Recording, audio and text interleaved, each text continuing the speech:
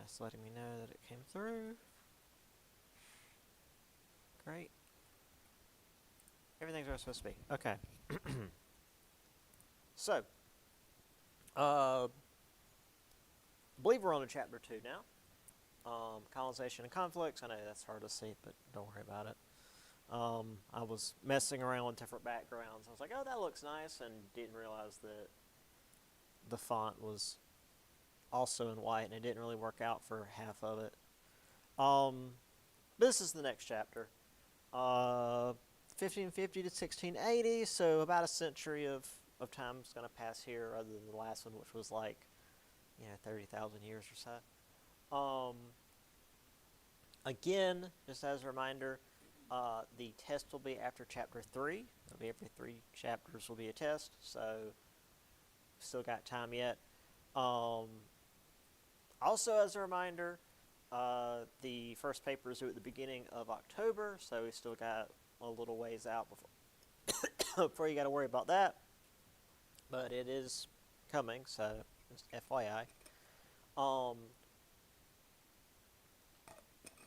The default topic, again, is like how the various European powers interact with the Native Americans, which if you don't want to do that, there's plenty of other options for you.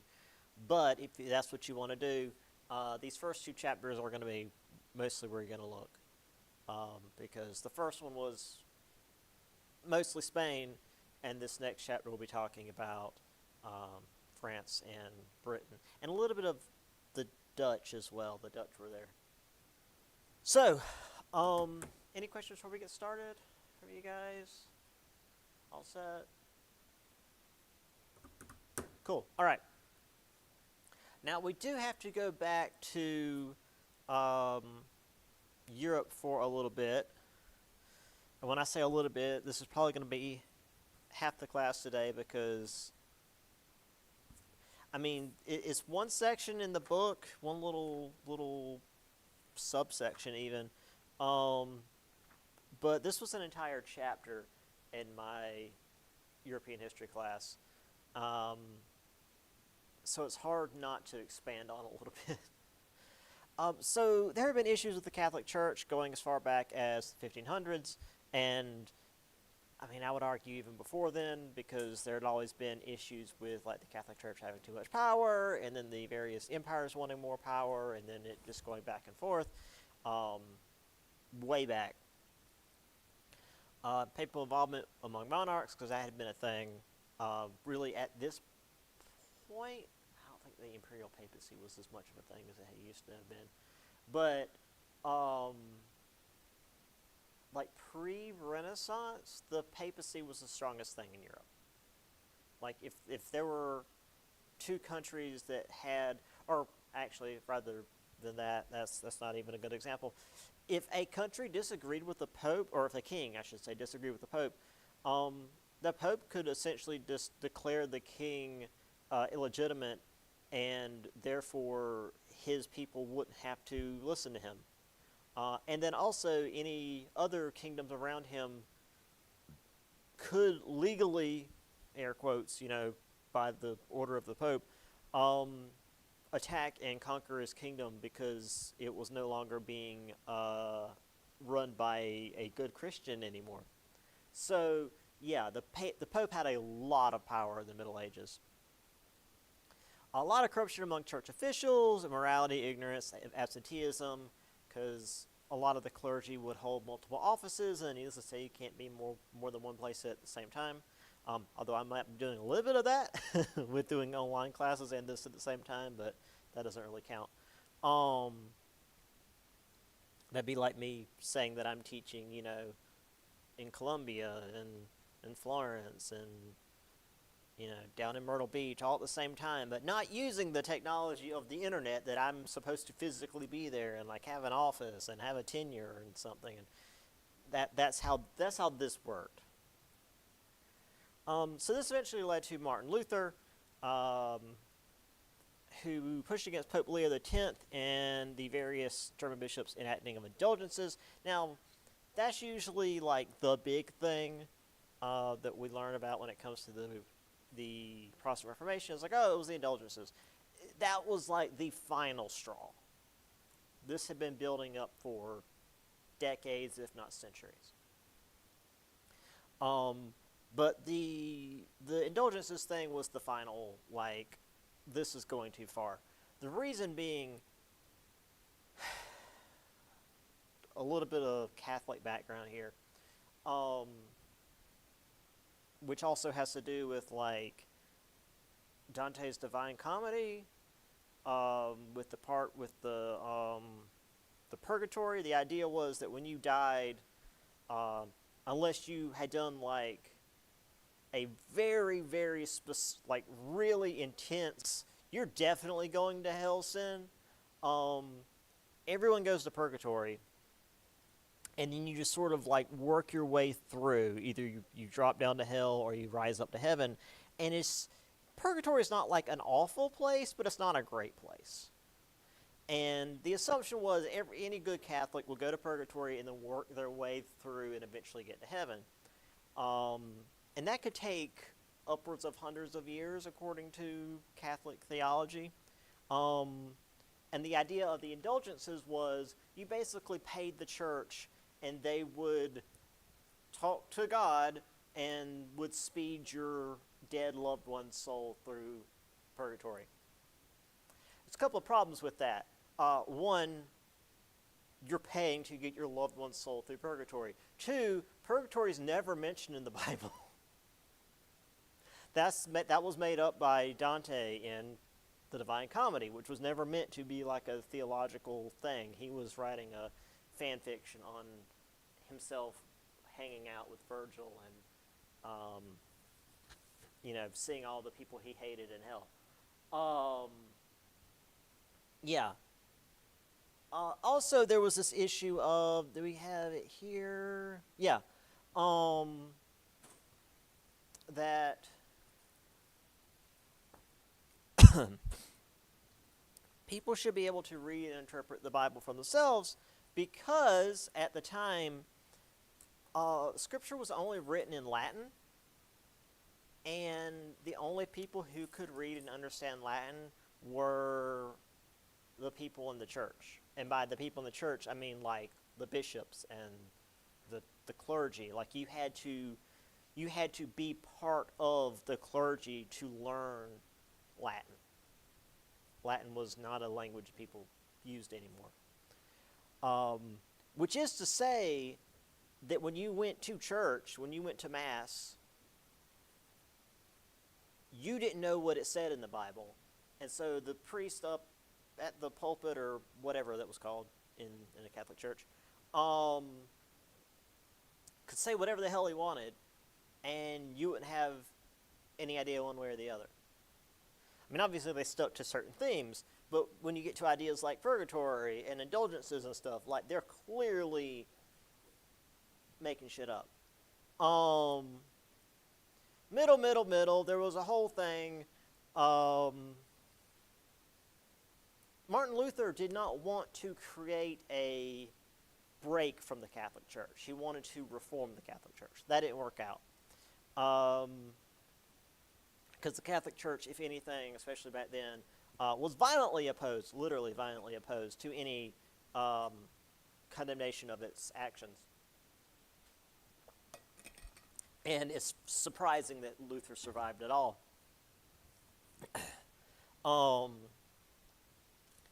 His followers became known as Lutherans.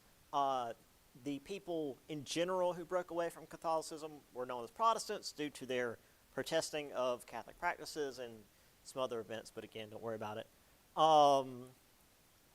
Again, he believed that everyone should be able to read and interpret Scripture on their own. Therefore, he began translating the Bible into German, which was like the big language in most of Central Europe.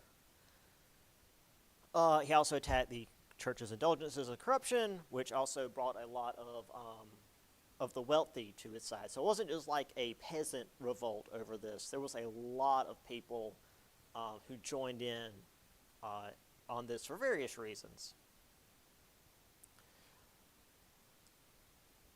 Again, though, as I alluded to, it wasn't just Martin Luther and the people that followed him who became Protestants. Protestant became like an umbrella term because very quickly these ideas began to split. We had John Calvin, who formed, well, Calvinism in Switzerland, with the idea of predestination, which I don't know where he got that, but sure. Basically, the idea that we are all destined, from birth wouldn't even be correct, like from the beginning of the universe, to go to heaven or hell, like regardless of what we do in life. God has already decided where we're going. Everything, basically, the story's already written. We're just living through it. So this idea actually comes up later. This is important. Do I have a? Yeah, this is important for what we'll see later with the Puritans, and with how America handles religion, because it's this idea of not that you do good things and work your way to heaven, but if you are successful, it is a sign that God is showing his preference or his showing his grace upon you because you're already chosen. Because there's still this like there's still this just like cultural thing here in America where it's like, oh well, this billionaire made all this money, surely he's doing something right, as opposed to, hey, this billionaire made all this money, I wonder where he took it from.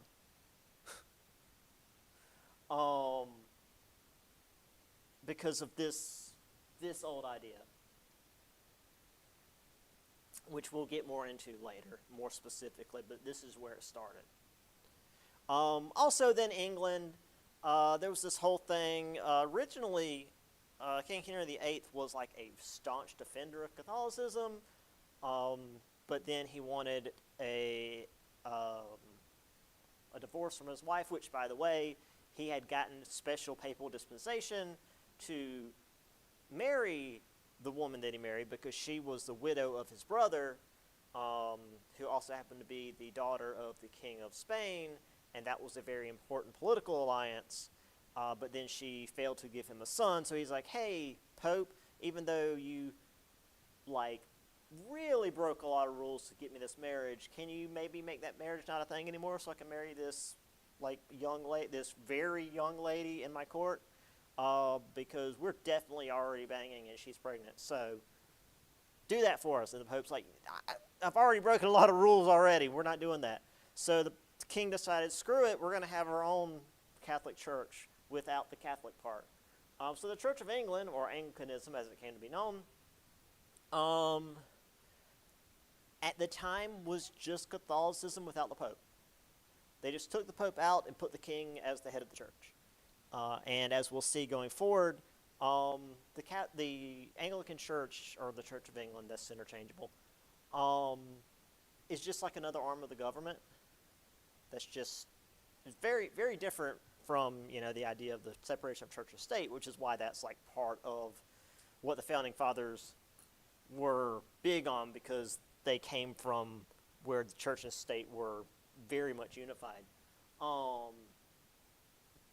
But yeah, the idea here was just, hey, because the king loved the Catholic Church. He thought it was great. He especially loved all the ceremony and stuff. He's like, I don't want to change any of that. I just don't want the Pope. So they just got rid of the Pope and put the king.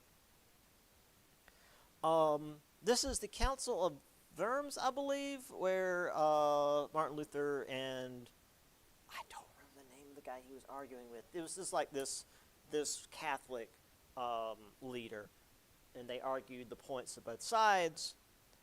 Obviously, this is a Protestant painting because Martin Luther is seen as like this very important figure based on how it's set up. Oh, right. Also, real quick, I always forget that this is here. So, during the Protestant Reformation, there's no easy way to say this. There was a lot of violence. There was a lot of Catholics and Protestants killing each other. But outside of that, there was also a lot of propaganda and both sides trying to like win the hearts and minds of the regular people, because at the end of the day, the regular people are always going to outnumber, the higher ups or the elites. So they would write pamphlets and stuff and spread them throughout towns. But the literacy rate in Europe at this time was still very, very low. Now, granted, with the spread of we've talked about that. Yeah, the printing press. With the spread of the printing press, the literacy rate did go up a little bit, but most people still couldn't read. So what they would do is just have like woodblock prints of images, which, like a small comic, to just show something that would, even if you couldn't read, you would know what was going on. So this is a Protestant, anti-Catholic cartoon, I guess you'd call it, so that's the Pope, the guy here with the like Christmas tree on his head. There it is. And these are the indulgences. You have this piece of paper that the Pope signs, or any bishop, any higher up church member, but they're specifically focusing on the Pope here. And then you purchase these coins, or you give the guy the coins, and they put them on the paper here. So you are paying money for this slip of paper to, get your loved ones through heaven or whatever. This is meant to, and they're in a church. I mean, they're in, the papal. I guess this would be Saint. Would St. Peter's have been built yet? Maybe. Anyway, they're in a church doing these transactions. Does this remind anybody of a biblical scene from, say, Jesus' time? I've seen that picture. You have seen this picture before. I showed this last semester. Or last semester, last year, sometime. But does this, doing transactions in a church, does that remind anybody of like a biblical story? Or was everybody not like raised in the middle of stuff like I was? This was. I remember you saying something about it in big stories. I can't remember. It was the one time Jesus got real pissed. Was it with the demo kings and stuff? Yeah. This is the money changers in the temple. Which the context of that is when you go to a new country, you have to change your money over for their currency, and money changers were notorious for shorting people money. They basically would cheat them out because you don't know what the exchange rate is. And Jesus got pissed, literally kicked over tables, like braided a whip, and started beating the crap out of people. So this is meant to evoke the scene of the money changers. But if that's too deep of a concept, there's one other part of this image that everybody should get. There's one other thing happening here. It's real on the nose. The dog. What's the dog up to? He is taking a dump on the floor. So you've got this picture of the Pope, the head of the Catholic Church, supposedly infallible. He's got the ear of God, doing the money changer thing, which was, again, according to Scripture, the one time Jesus, to use modern parlance, crashed out.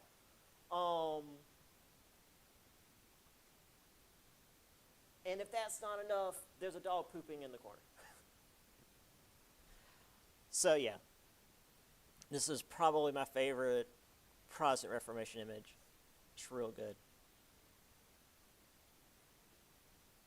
Which then you also have like you've got the Pope and then his clergy over here like sneering and looking like they're above the peasants and whatnot. Like, aha, you're getting their money, the suckers. So yeah, that's what's going on there. Anyway, I think I've also got a picture of John Calvin. Less to talk about there. There was a lot of to do about Calvinism, but we'll get to that later. Also, apparently there was a Tudors like some sort of show. That's not how Henry VIII looked. That's how Henry VIII looked. That said, I brought this up when I spoke on Thursday, and the students were intrigued.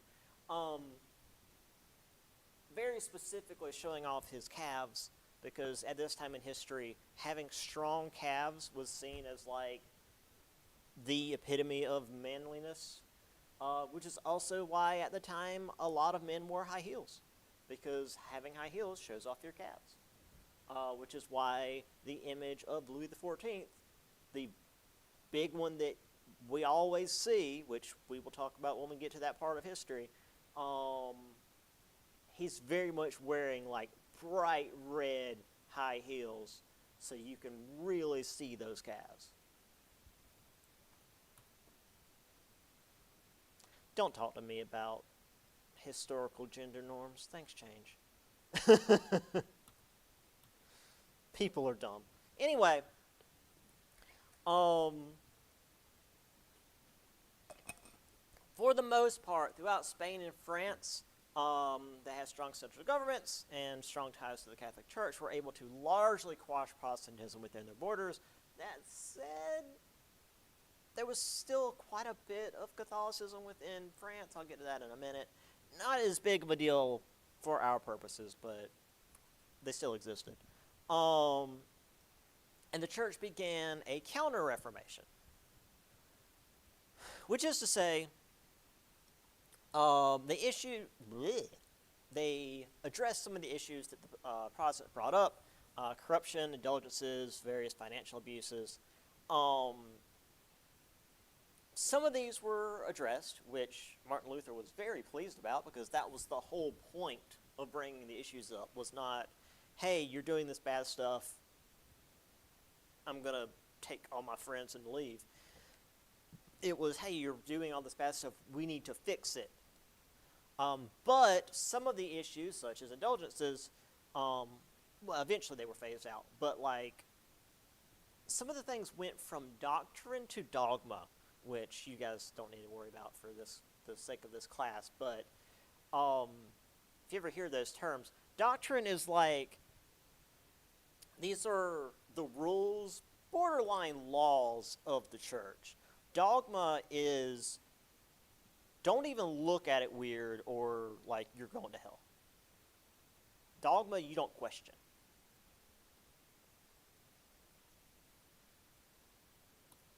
That's like saying, oh, well, if I jump off this building, I can fly. It's like, no, you can't. That's like questioning dogma. Is at least in the minds of the old Catholics. So, this caused a lot of chaos in Europe, and also caused a lot of shift in the empire building in North America. Protestant Catholic leaders pushed their faith across the Atlantic, and North America itself became a large haven for the various persecuted religious minorities, which there were a lot of. It wasn't just Protestants and Catholics, it was Catholics and Lutherans and Calvinists and Huguenots and I think the millenarianists, whatever, I can't say that. The Adamites didn't show up until later. The Puritans, which were part of Calvinists, but not entirely. There were Reform. There were so many groups. I mean, there's just here in America so many different parts of like Protestants, and even within, say, for example, Baptists, there's so many different groups that don't necessarily agree with one another. And this, of course, led to actual violent conflict. The 30 Years' War, which I talk about in my 104 course, which was probably, I shouldn't say that. It was the worst war Europe had ever seen, really up until, I'd say, the First World War. Like, it was even worse than the Napoleonic Wars that came later. Even though the Napoleonic Wars were bigger, the 30 Years' War, well, it lasted 30 freaking years, and it was just constant. So, peasant unrest, economic crises, lots of military conflicts. So, lots of folks decided to leave and go to North America to not get killed in all of this. Because economic crisis meant that you probably weren't able to afford food if you were not, like, already rich. Peasant unrest meant half the countryside is trying to kill everybody. This wasn't just, oh, the peasants are unhappy. This is the peasants are burning stuff down. And that's, again, like 90% of the population. So there was a wave of people pushing out of Europe, and North America seemed like a good place to go.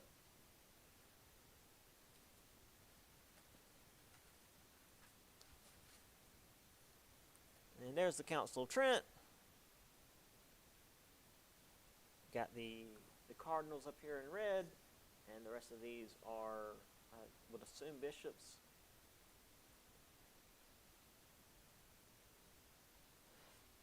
This is why I can't just sit with, and France was fine. They weren't.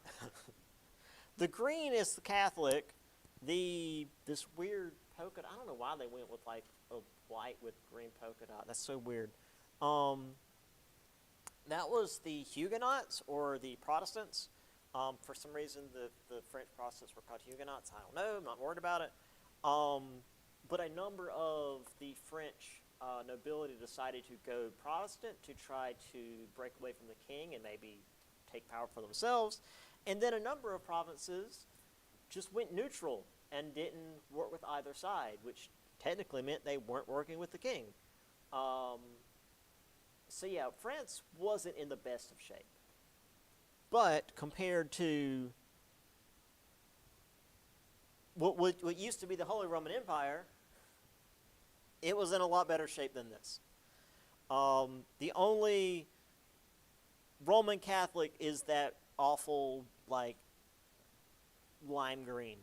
Everything else is some combination. Also, Lutheran pretty heavily up top because the influence of the Holy Roman Empire ends up here. And so, like, all of Scandinavia just went Lutheran because, well, they didn't have to listen to the Pope, so they could do what they wanted. And to this day, Lutherans, like, still, I want to say, the single largest religious majority in Scandinavia.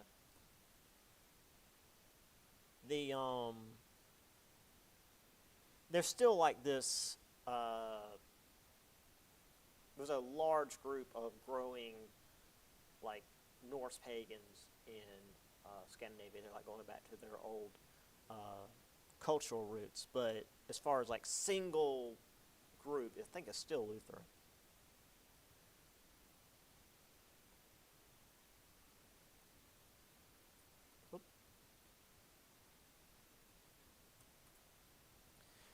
So this is what we're looking at.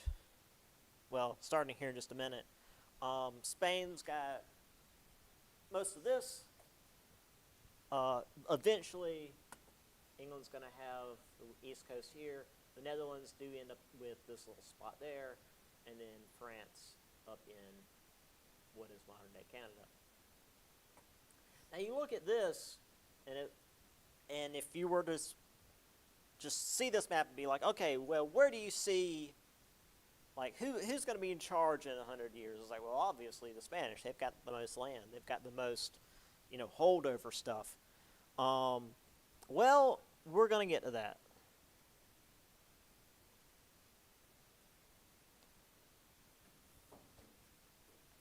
So, with all this going on, the Spanish are, of course, still taking land in North America, um, pushing north from Florida and Mexico. Sometimes they'd run into Protestants and do what the Catholics and Protestants were known to do and murder each other. In the 1550s, French Protestants that were known as Huguenots, as I said, I've not really looked into why, because like French history from this period isn't really my forte. They tried to settle in Florida, but Spanish troops decided that they should meet their maker early and murder them.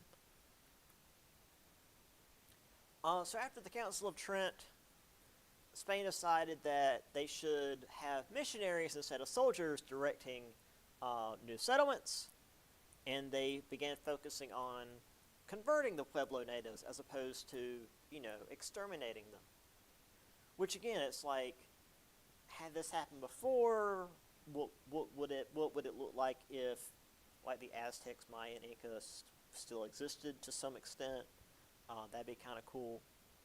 Even if they were, heavily diminished like Native Americans are today, like really depressingly diminished, but they're still around enough to be a culture. Like the Aztecs, Maya, and Inca are gone. But if they were still around enough to to even be like a political voice in Canada and South America, not Canada, Mexico and South America, that'd be really cool. So some natives did convert. In fact, quite a few did. But the Franciscans, which is to say the Catholic friars, tried to force them to adopt European ways. And many of them ignored the Spanish laws that made it so that they couldn't force the natives into labor, which, this is the Spanish we're talking about. So the Pueblo obviously resisted. Well, I'll just put it here. 500 soldiers who accompanied Juan de Onate seized corn and clothing from Pueblo villages and murdered or raped those who resisted. When the Spanish force was confronted by natives at the Ocama Pueblo, 11 soldiers were killed. The Spanish retaliated, slaughtering 500 men and 300 women and children. Fearing reprisals from outraged natives, most Spanish settlers withdrew from the region. But by 1610, they were back, founded Santa Fe, and most of the Pueblo accepted this situation because the area was getting really bad weather-wise. Famine, drought, and the Apache and Navajo tribes, which were far more aggressive and warlike, were starting to press in and were making things more difficult for them. Now, I'm going to do what I've said I shouldn't do, and I'm going to say this every time that I bring this up. But we're going to really briefly paint Native Americans with a broad brush, which I should never do, but this is more or less true for most tribes. When it comes to, especially like European attempts at religious conversion, most native tribes had this how should I put it? The way their religion worked, because there was always so much conflict between the tribes, that like if tribe A took over tribe B, and their religions are going to be different somehow, even if they share religious ideas, there's going to be some difference. But even if they're completely different, religion A takes over, tribe A takes over tribe B. Tribe A is going to be like, hey, you have to follow our religion now. So tribe B takes tribe A's religion and puts it with theirs. They just add it to the pile. Because later on, tribe A might get wiped out by tribe C. Then tribe C is going to add their stuff to the pile. And tribe B is just going to add that. Because at the end of the day, tribe B might end up rising up and taking everybody else. And on top of that, Tribe A from the start, when they take over Tribe B, they're not just going to try to bulldoze everything Tribe B does. They're going to see what Tribe B has, see what technologies they've done, see what parts of the religion they might like, and they'll take some of their stuff and add it to theirs. They were very adaptable, is probably the best way to put it. They would just like take stuff they liked and add it. They weren't this like, it's our way or we'll put you in the ground when it comes to like culture and religion. They just would add stuff. So when the Catholics showed up, and they're like, hey, we've got this dude that, well, we've got the one dude that created everything, but then there's also his son who's also him, Trinity stuff, who came and died so everybody can be fine. It's like, great, cool, we'll add it to the pile. And the Catholics didn't like that, because adding it to the pile doesn't work for a monotheistic religion. So whenever we see stuff like the natives were going back to their old ways, it wasn't that they were like rejecting the idea of Christianity. They were rejecting the idea of they had to get rid of all their old stuff too, because their way for thousands of years had been, this is neat, we'll add it. So we're going to see a lot of that going forward with the Spanish, the French, the British, where the missionaries were like, oh, we can't work with these savages, and the natives are just like, we like your guy fine, but why do you want us to get rid of all our old stuff? So while this is going on, the Spanish are using their energy to keep the Pueblo from resisting, or really just revolting entirely, and also to fight off the more aggressive native tribes. And this kept them from pushing any further into the continent. Now, granted, also they were in like the American Southwest, which is mostly desert, so there's not a whole lot to like grab onto.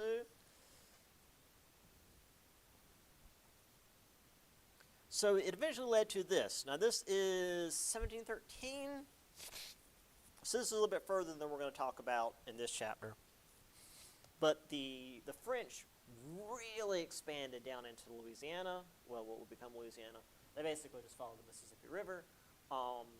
The English took most of the west coast, as you can see, or east coast. Jeez, I can't words. The Dutch are gone.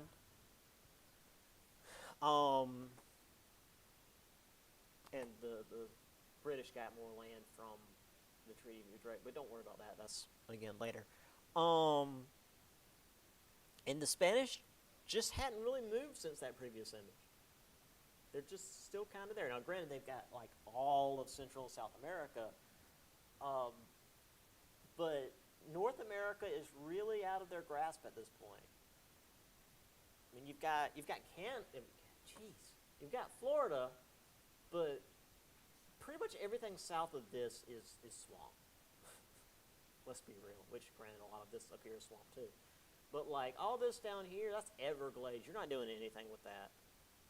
I mean, because like St. Augustine's up here, and you can do stuff over here, but like the British are up here, so you can't go too much further that way. The French are there, so you can't go too much further that way. So Florida's basically locked in.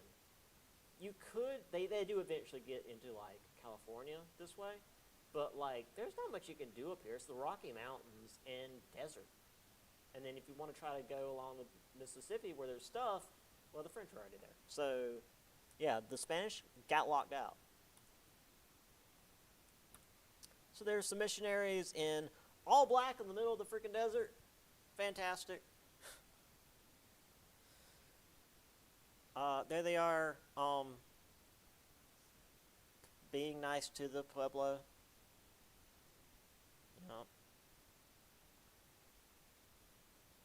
I ended up finding a picture of Santa Fe. This is like the oldest picture I could find. This is granted going to be in like the 1800s, but it's a Catholic procession, so it felt like it fit.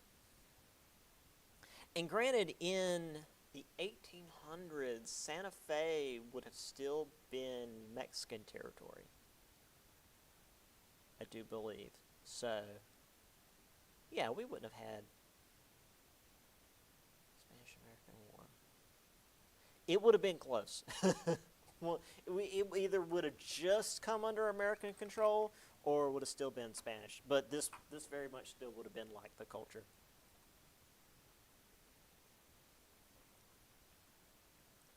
All right, on to France. Um, so despite the fact that France was also a Catholic country, by and large, again, the Huguenots were there, but they were a minority, especially after how violent things were. Um, they were a rival to Spain because just because you're just because you agree religious wise doesn't mean you're going to be on the same page in terms of national goals. Also, let's do that in a minute. Also, just quick mental map of Europe. Spain's over here to the west, and then France is in the middle, and then when you go further east, it's like the middle of Europe, which modern day Germany, but at the time it was the Holy Roman Empire, which shared the same crown, or which is to say, the same family as Spain,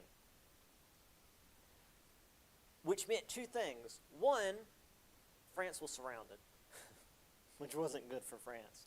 But two, any trouble that the Protestant Reformation was giving the Holy Roman Empire was also hurting Spain. So this Protestant Reformation thing, while it certainly was causing issues in France, because again, the Huguenots, but it was hurting the Holy Roman Empire and Spain far worse. So France was fine with it. As long as they kept what was going on in their borders secure, they didn't care what was going on with everybody else because it helped them out. When it comes to trouble being caused by the Protestant Reformation, though, there was no trouble bigger than England.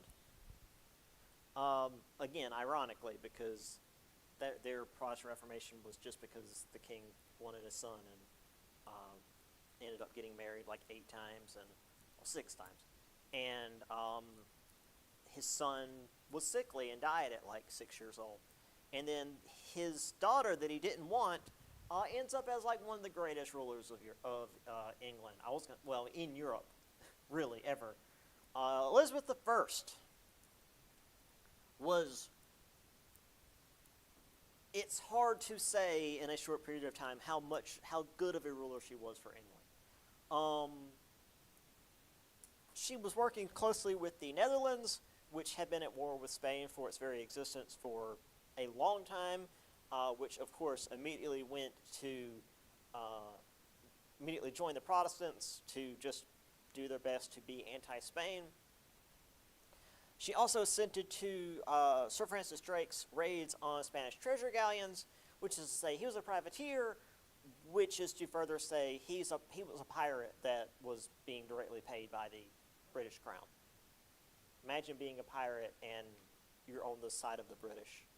That's just goes really well. And going as far as to give him knighthood. So yeah, like I said, Sir Francis Drake. Spain didn't care for this because they really liked stealing gold from North America and didn't like their stolen gold being stolen. So King Philip II decided that he was going to,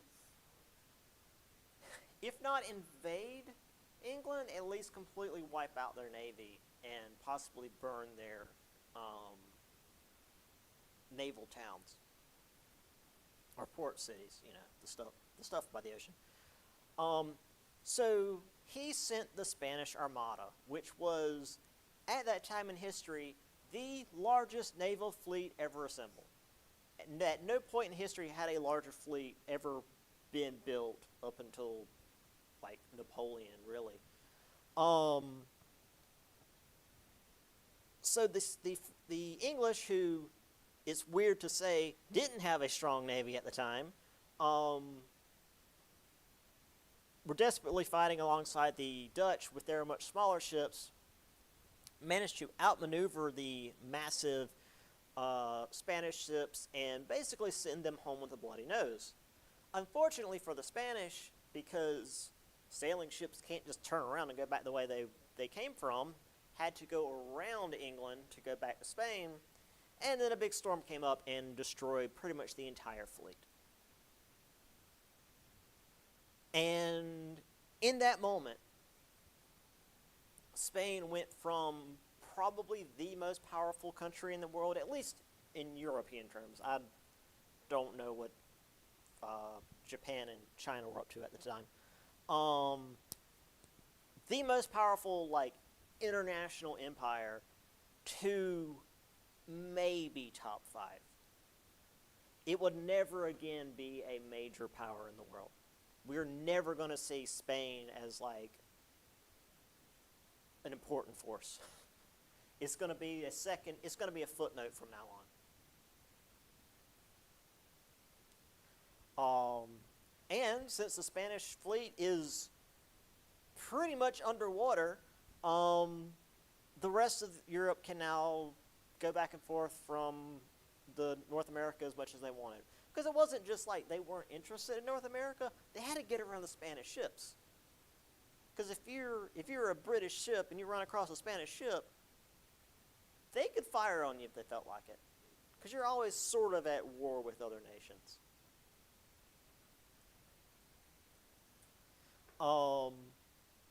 So going back to France, as I said, despite the fact that they're both Catholic, France had a different approach when it came to North America. Rather than just like genociding the natives, they decided to go with trade and benefit economically in a way that kind of worked for everybody. And they allied with the natives. Now, this wasn't a whole, oh, well, because the French were, like, nice guys. Not necessarily. It was because of the situation.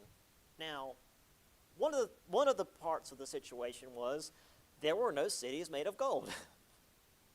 There was no gold to just steal. Now, I'm not saying that if, the Spanish had wound up in Canada instead and had run into, the Native Americans there, they would have been totally chill, because they clearly were still murdering natives that didn't have anything. The second part was the money that was being made at this point was from furs. Big demands for furs in Europe, and Canada, especially at this time, was just full of animals that were perfect for this. Beavers especially, but minks and foxes and whatever else.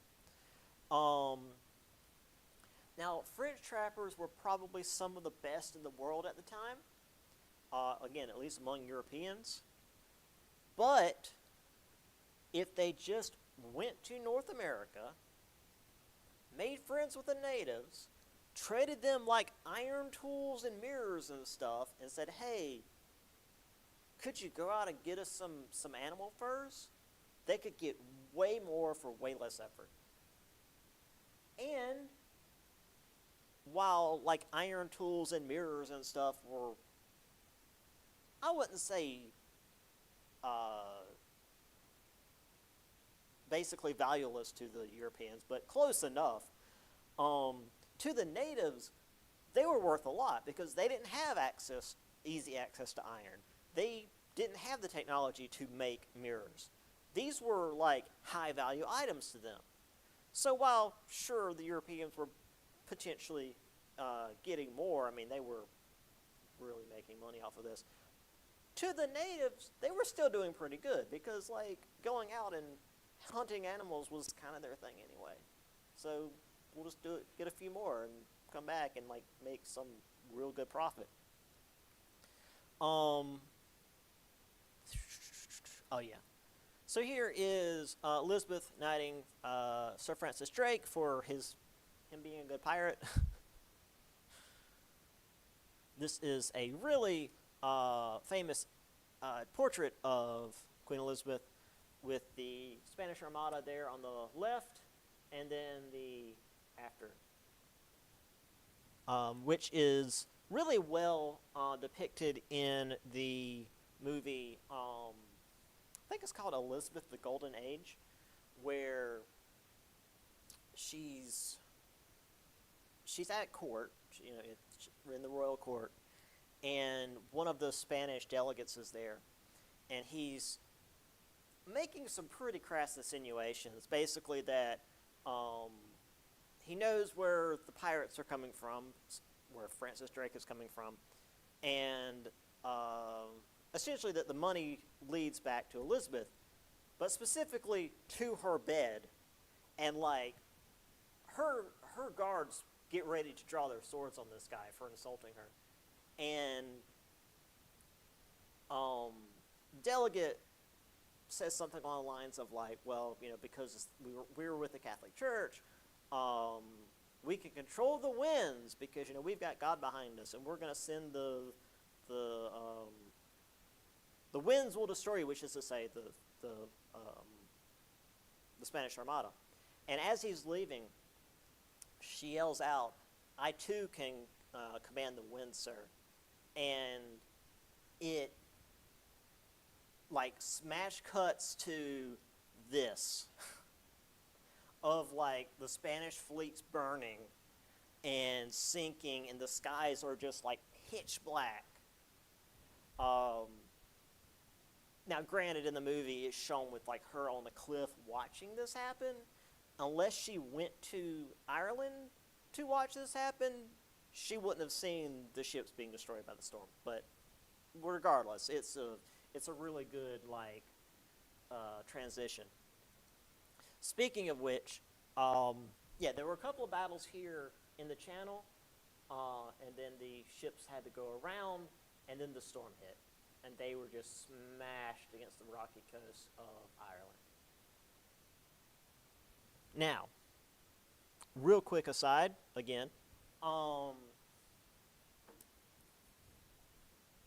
what is the predominant, and by predominant I mean like 99.9%, predominant religion of Ireland?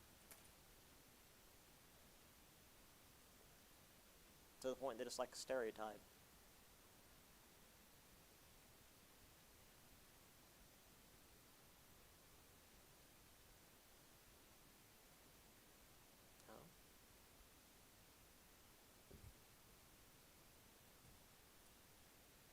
Well, the Irish and English hate each other, so if the English went Protestant, then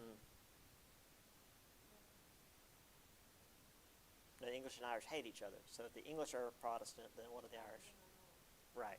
So the Irish have remained staunchly Catholic. So these Catholic Spanish are wrecking on their shores, who are enemies of the British. And while technically Ireland is part of Britain now, they're very welcoming to the Spanish. They rescue the Spanish that are shipwrecked on the shores, and they take care of them. A lot of them end up going back home, because the English aren't going to send troops in to arrest the Spanish. Just whatever. The ships have been destroyed. It's over. Who cares? They can go home. Because typically in a naval battle, when a ship is destroyed, you immediately rescue the people that survive and repatriate them back to their homeland. There's no prisoner of war stuff with ships usually. Anyway, I'll say all that to say that a number of the Spanish, and by a number again, a fair few of the Spanish sailors who did end up in Ireland decided to stay because it was pretty welcoming, to the point that we now have a subgroup of Irish known as the Black Irish, who aren't ghostly white with red hair. They're slightly darker, like not exactly Mediterranean darker, but they look like they won't catch on fire as soon as they walk outside, and they tend to have like darker hair, and that's because of this. Like there is a whole section of the Irish population that has some level of Spanish ancestry, and this is why. And my professor, that actually is why I ended up becoming a historian, he's actually black Irish. I mean, he just looks like a regular, Caucasian dude, but he's very Irish. But he doesn't, he's not like Conan O'Brien Irish. He just, looks like a regular, American Caucasian. But yeah, just FYI, it's kind of neat. And actually, Conan O'Brien, that's a whole separate thing. He's apparently really inbred. Poor guy. So there is the French meeting up with the natives. There they are trading. I don't think this is silver. I think these are like beads, or I would say pearls, but that would be too expensive. So it wouldn't be something, maybe glass beads, which again is something that natives wouldn't be able to make with the current technology that they had. So you've got iron axes, iron knives, mirrors, some little crosses here because of course they were still doing the little attempts at conversion thing. That'll come more later. But these are still really valuable to the natives. At least until the French started bringing like whiskey and guns, which led to a lot of issues. That was mostly an English thing and an American thing. I'd say this was kind of equal. There were issues. So by the early 1700s, Henry IV wanted to more directly profit. 16th century is the 1500s. Sorry, wrong direction. Henry IV wanted to more directly profit. Edict of Nantes ended the religious wars against the Huguenots, which is to say they stopped slaughtering Huguenots. Again, quick aside, because this one's is more important for my European class, but I think you guys need this context. There was a wedding in Paris between two, royals or whatever, some high class nobles, and like everybody was there, Catholics, Protestants, everybody. Needless to say, it was very tense. Everybody was just waiting on one side to do something. And at some point, one of the Protestant officers, because there were military officers who would become Protestant. One of the Protestant officers gets shot in the middle of the street.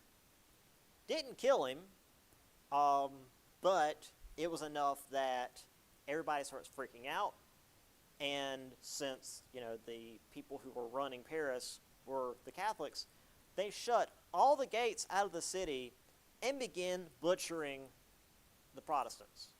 Like, it clogged up the river in Paris. They were just throwing the bodies into the river. And then, after that, they went into the countryside and killed another, 2,000 Protestants, just for the hell of it.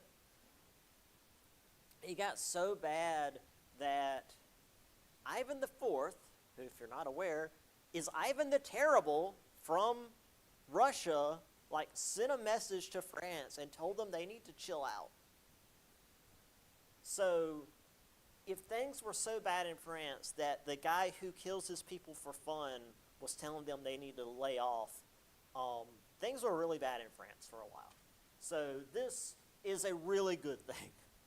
the Edict of Nantes is like, okay, well, we're going to stop like murdering the Huguenots. That's a really good step forward. But this does now mean that France is fully focusing on colonization. We no longer are just like sending people over to trade with the natives and then leave. We are now founding a permanent settlement. We have Quebec being founded by Samuel de Champlain. I know we talked about they attempted to found Quebec before and it didn't work, so I said don't worry about that guy. Maybe know this guy because he actually founded it and it worked. So Champlain founded the first permanent French settlement at Quebec. Also started a very common trend between the French and the English, where he joined a Huron raid on the Iroquois tribe, which made a powerful ally with the Iroquois, with the Huron, and a powerful enemy among the Iroquois, which meant that when the English arrived later and they realized this situation, they immediately ally with the Iroquois because the Iroquois hate the French. And if you hate the French, the English like you. Which works both ways, which is why the Irish love the French, because the French hate the English, and the Irish also hate the English. So the French and the Irish get along really well.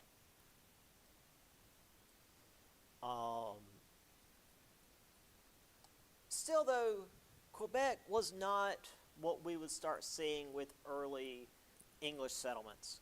Not much population, mostly fishermen, fur traders, and then the various Catholic missionaries who were there for, the missionary mission. And the fur traders were the ones that were out there actually making contact. They were the ones out in the woods, out in the wilderness, talking to the natives, learning their ways and languages, and oftentimes they would intermarry. They would intermarry with the natives, and I mean that's about as close as you can get with the Native Americans.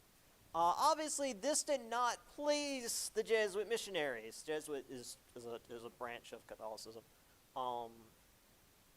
Actually, I should say that. Does anyone know? Has anyone ever heard of the Jesuits before? Okay. The best way I can describe the Jesuits is like,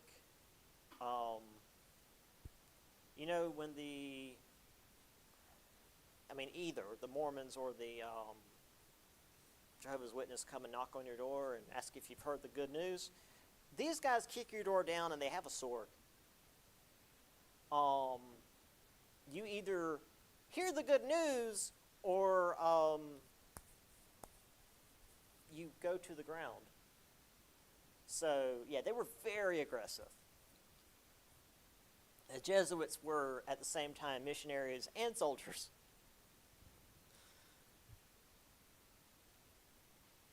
They founded Montreal a little bit later. Now, this is where the issues begin to show themselves. This was because the hunting of furs was becoming so aggressive that these animals were beginning to disappear. They were literally over-hunting the region. Beavers were disappearing. Foxes were disappearing. So the French were like, well, this region's all hunted out. Let's just move further inland. Which meant that their Huron allies were now no longer afforded French protection, and the Iroquois were able to take advantage of this. Also, though, this is not something that we brought up yet in terms of the French, but the French were still spreading European diseases. Because while they weren't doing this quite as purposely as the Spanish were, they're still Europeans and they're still gross. They still got European cooties. So, they're still spreading smallpox and stuff. 1681, French explorers made their way along the Mississippi River, which they named Louisiana, which again is to say, like, among everything that the Mississippi River drained was considered Louisiana, which was a ridiculous amount of land, which they named after King Louis XIV, who was probably the most powerful French king in all of French history. This is where they ran into Spanish explorers from Mexico. So this is when the boundaries really started to shape themselves. So the expansion of New France was far less devastating than what the Spanish were up to. But there were still going to be issues in the long run. They were still spreading disease. They were still shifting the balance between native tribes, and then they would leave and the balance would falter and cause more violence. As I briefly alluded to, they were not just trading tools and mirrors and stuff. They were also giving the natives guns, which the natives had known about from the start and were very interested in, because they would then use that to conquer other tribes, which would just cause more violence among the tribes. So the natives would be killing each other before the Europeans could even get to it. And then there was the issue of the animals that were being hunted for furs disappearing, because eventually, which we'll see a little bit later, especially with the English, eventually when there's no more animals to hunt, no more animals to hunt for furs, the only thing that the natives can offer is slaves taken in battle, which is going to cause yet more violence among the natives. So yeah, the Europeans being there is just going to cause trouble. But again, the French aren't just like genociding them like the Spanish were. So lower levels of bad. So here is the the Edict of Nantes. What's the Council of Trent again? Here's the French explorers and fur trappers working with the natives. Here is Champlain making his way down, found in Quebec.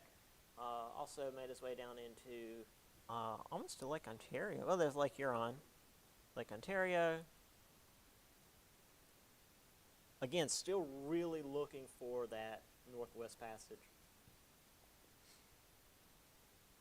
He's I'd say he's almost humble for taking naming this lake after himself and not one of these huge ones. There is Champlain's habitation. I don't know if this is like the start of Ontario or just sort of like the cabin that he built when he got there. And there's the natives and the fur trappers hanging out, dancing, smoking tobacco, playing the violin. Imagine what this sounded like to the natives the first time. That would be wild. I mean, I know they clearly had musical instruments, but like a violin for the first time, especially being played by like a drunk Frenchman. It's like, this isn't good music. This is a good picture. So you've got like the very French fur trapper, and then you've got the one that's been in the wilderness for a while, and he's started to like adopt the dress of the natives. It's all animal skins, leathers and whatnot. It's still obviously European. It's not just like loincloths or whatever. But it's more this mix of European style clothes, but using the native materials. And then they both actually still have little feathers in their cap to kind of symbolize them working with the natives. So that's neat. And that's all I've got for Montreal. And of course, Louisiana. Oh, yeah, for some reason this book doesn't really go into LaSalle. He was the one that made his way down Louisiana. Since it's not in the book, it's not going to be in the test. I remember learning a lot about LaSalle, but whatever. Okay, We don't have enough time to get into the Dutch, so we'll do that on Wednesday. I will see y'all then.